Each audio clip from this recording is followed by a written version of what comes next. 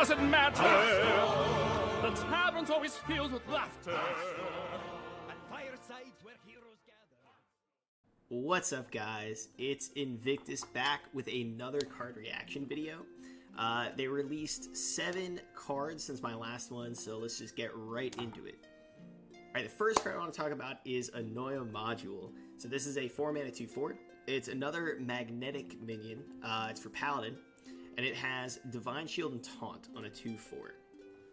As you can kind of tell by the name, this kind of strikes me as an Annoy-o-Tron kind of minion. It's just an annoying early game threat. And by threat, I really mean it's a threat for aggro decks because it's just annoying to pound through. If you guys watched my first video, I think, maybe it was my second one, I talked about the magnetic mechanic in general and how I think it's just a snowballing mechanic where you make 1 or 2 minions and just pile as much stuff on top of them until you win the game on like turn 5 or 6. Since that's how I see the magnetic mechanic working in Hearthstone, the next expansion, I don't think that a defensive minion like Annoy-o-Module is actually going to work. Also, we have seen a lot of 3-mana 2/4 Divine Shield kind of minions. I think the Lone Champion is one of them. If it's the only card on your board, then it's a 3-mana 2/4 with Divine Shield and Taunt. So it's just a 1-mana discount on this Annoy-o-Module.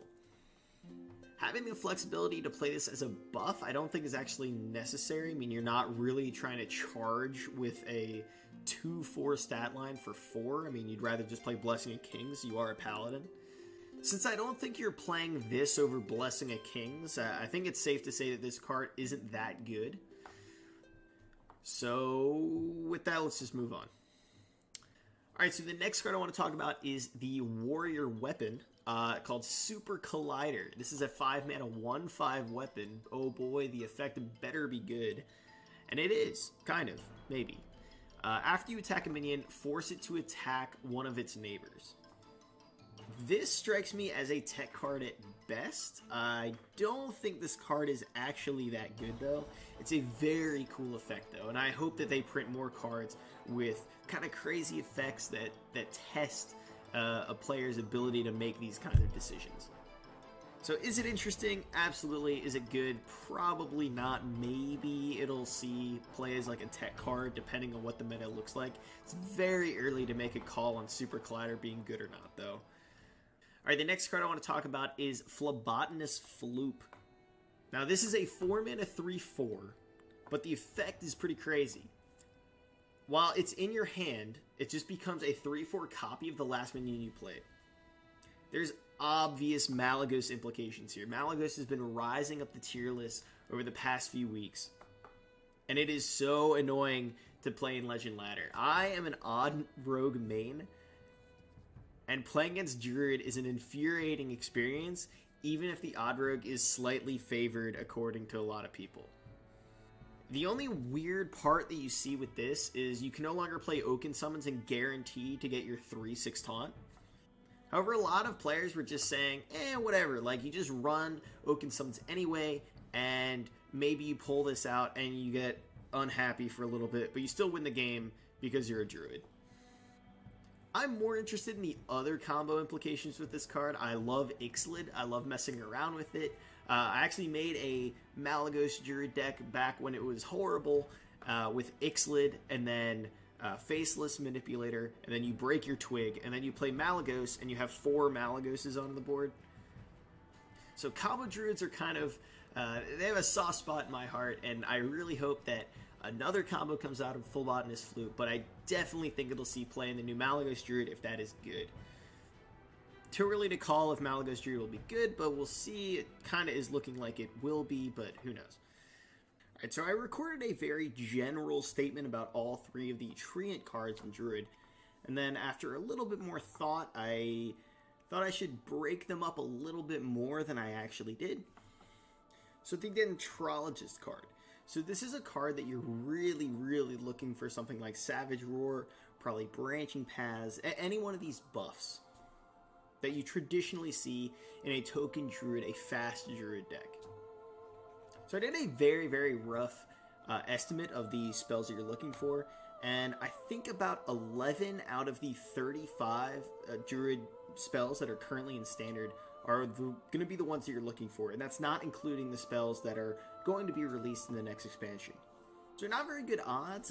Turns out Druid has a lot of horrible spells. A lot of those horrible spells include gaining attack and then gaining armor, which can serve as burst damage, but I think you're barking up the wrong tree if you're actually playing one of these token Druid decks. So overall, I think Dendrologist is actually the least likely to see play, assuming that these cards are broken up.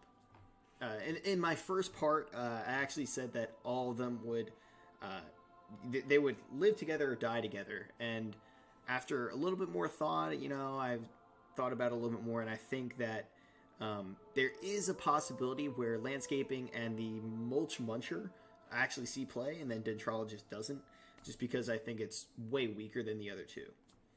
So Landscaping is the next card, and looking at Force of Nature, it's not looking too pretty anymore. It's 2 mana more for 1/2/2, so you're paying a 2 mana 2/2, and normally those kinds of cards draw cards. Dark Peddler, Enchanted Raven, that other piece of garbage that they added for Shaman. Yeah, Force of Nature, not looking too great. But 3 mana for 6/6 worth of stats is absolutely insane if you play this thing on curve. 3 mana for 4/4 in stats is actually insane. You normally see that in Hench Clan Thug, and Hench Clan Thug normally takes some setup. That's a card I'm drawn to because I play a lot of Odd Rogue, and sometimes you just can't get a weapon on turn 2. Sometimes you want to play your second Firefly and then an Argent Squire. You want to just, play 1-drops in order to maintain board, especially if you're going second. So oftentimes you can't get this 3 mana 4/4 that is so good if you can play it on curve. So this, you can always play it on curve, assuming you draw it, and that's pretty insane. It also helps out your other Treant synergy cards, which I think is kind of underrated. In the last iteration of Token Druid, we saw that if the Token Druid could maintain board through the first 3 or maybe 4 turns, they pretty much just win the game because it's a very snowballing mentality. You get a few early minions, you buff them up, you play Savage Roar, you win the game on like turn 4 or 5.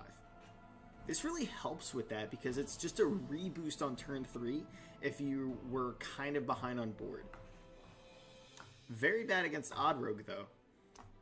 So where Dendrologist was probably the worst of these 3 Treant synergy cards, I think Landscaping is actually the best of the 3. Now the middle one is Mulchmuncher, the 10 mana 8/8, which will probably come down at like 0, 1, 2, 3 manas. I think I misspoke earlier. It costs 1 less for each friendly Treant that's died this game. And it doesn't have to be in your hand when those Treants die. You can top deck this, and it will still cost you 0 through 3 mana. How good an 8/8 rush is kind of up for debate. I mean, it's definitely better than just playing Sea Giant, which you might even just play in this deck anyway. I can see this as coming in right, the turn before you're going to win, you clear a taunt, and then you buff up the remaining cards, and you can win the game. It's going to take a lot of deck building, and I think a lot of testing within the first week of this expansion dropping to really get a feel of how Mulchmuncher fits into this whole thing, and maybe it doesn't. Maybe you just see Landscaping in this Token Druid deck that already plays Whispering Woods and Savage Roar and Branching Paths to buff. Anyways, keep an eye out for more of this Treant synergy kind of stuff. Hopefully release 1 or 2 more cards that kind of fit within this new theme that they're pushing for Druid. I hope that it doesn't die kind of like Hand Druid did. Although Splintergraft, I'm telling you, you play that on a Sea Giant or a Mountain Giant, you're in business, let me tell you. Anyway, I just hope that this doesn't die like Hand Druid did. Hopefully there's a little bit more support. Maybe even if it sees play as a tier 3 or 4 deck, I'd be pretty happy with that. The last card is probably going to be my favorite of the set so far. It is Whizbang the Wonderful. It's a 4 mana 4/5. It's a Yeti, but the effect is insane. So you start the game with one of his decks. So when you actually open up the collection and you click on Whizbang, you don't put any other cards in your deck. You play with a 1-card deck, and it just fills from the deck recipes. This would be the funniest thing to try and get Legend with. It would be absolutely insane if someone could get Legend with this. I can see myself constantly queuing into bad matchups one after another with these decks that aren't teched well, and they're just horrible to play. Basic decks, basically. But that's not the point of this card. This card is just for fun, obviously. So I will be trying to get Legend with Whizbang. I got Legend pretty early with Odd Rogue. Maybe I can get Legend with Whizbang towards the end of the month. Who knows? So that's all the cards from this leak. Hopefully in the next few leaks we get a lot more support cards for this magnetic effect, and we get a lot more of these treant cards that I'm actually kind of stoked about. Anyway, stay tuned for that, and you can follow my Twitch channel where I stream almost every single day. Anyways, thanks guys for watching. I'll see you guys next time.